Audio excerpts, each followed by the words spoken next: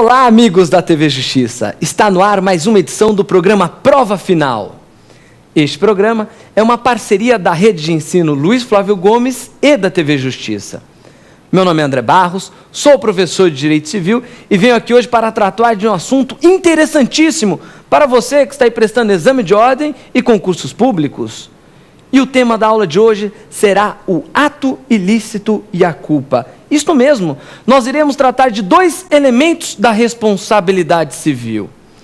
Como você já sabe, o nosso programa ele é sempre dividido em 3 blocos. No primeiro bloco, tema do dia, iremos expor o assunto, iremos expor o que é o ato ilícito, quais são as suas consequências, as suas espécies. Também comentaremos sobre a culpa, o seu conceito, quais são as espécies de culpa, a sua importância na responsabilidade civil. No segundo bloco, pergunte ao professor, responderemos as 5 questões que foram enviadas pelos nossos alunos. E por fim, no terceiro e último bloco, X da questão, analisaremos 2 questões que foram exigidas em exames de ordem anteriores. O programa de hoje é imperdível. Vamos lá então ao tema do dia.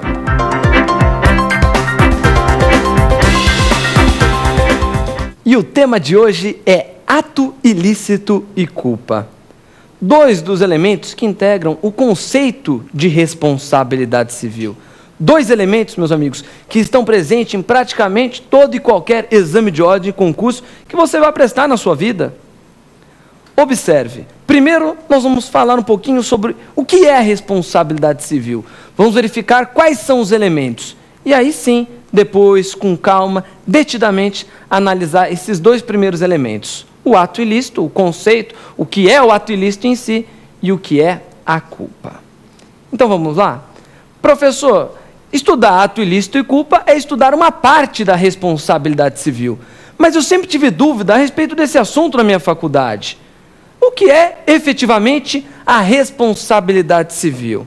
Se você dá uma procurada nos seus cadernos de direito civil, nos manuais de direito civil, provavelmente você irá encontrar o conceito de responsabilidade da seguinte forma: responsabilidade civil é a consequência jurídica e patrimonial do descumprimento de uma obrigação.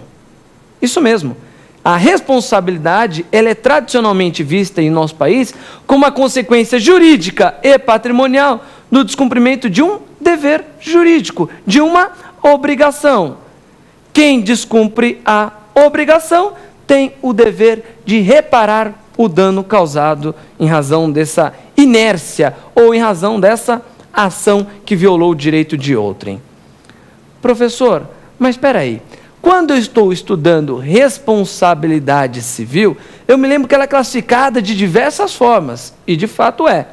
As 2 principais é a classificação da responsabilidade civil de acordo com a sua fonte, e a outra, a responsabilidade civil classificada de acordo com os seus elementos. Nós vamos falar de ambas. A primeira classificação é a classificação da responsabilidade de acordo com a sua fonte, de acordo com a sua origem.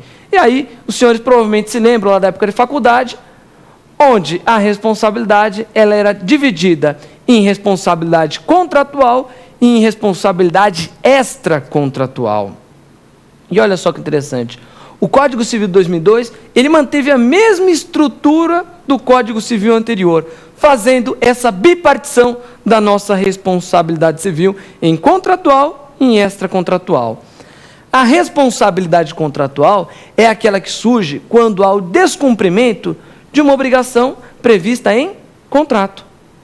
Por outro lado, a responsabilidade extracontratual é aquela que surge quando há o descumprimento de uma obrigação prevista no nosso ordenamento jurídico, nas nossas leis. Professor, é tão simples assim? Meus amigos, é bem simples essa matéria. Então vejam só, como exemplo de responsabilidade contratual, que exemplo nós podemos trabalhar? O exemplo da responsabilidade que surge quando o inquilino, o locatário de um imóvel, não paga o aluguel. Olha só que interessante. Quando você tem um contrato de locação, o principal dever do locatário não é todo mês, ou a periodicidade, dependendo do que foi objeto da locação, todo mês ou em outra periodicidade ir lá e pagar o valor do aluguel? Sim.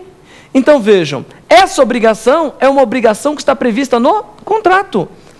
Caso o locatário descumpra essa obrigação e o locador, o credor do aluguel, ingressa em juízo para cobrar esses valores, ele estará exercendo a responsabilidade contratual. Ok? Uma forma bem interessante de se definir a responsabilidade contratual poderia ser da seguinte forma: responsabilidade contratual é aquela que surge em razão de um descumprimento de um dever jurídico individual ou uma norma jurídica individual. Com certeza, você aí que está na faculdade de Direito, que já teve a matéria de contratos, se lembra do professor, né, numa diversas frases famosas do direito, se referindo: olha, o contrato faz lei entre as partes. O que quer dizer essa expressão, o contrato faz lei entre as partes? Não vamos analisar o seu conteúdo em si, porque o conteúdo dela está lá no direito dos contratos. Mas o que importa, a parte mínima dessa expressão, quer dizer que quando uma pessoa estabelece um contrato com outra, assume obrigações, assume deveres em razão desse contrato cria uma norma jurídica individual. O descumprimento dessa norma jurídica individual gera a responsabilidade contratual. André, e a responsabilidade extracontratual? Na responsabilidade extracontratual, não.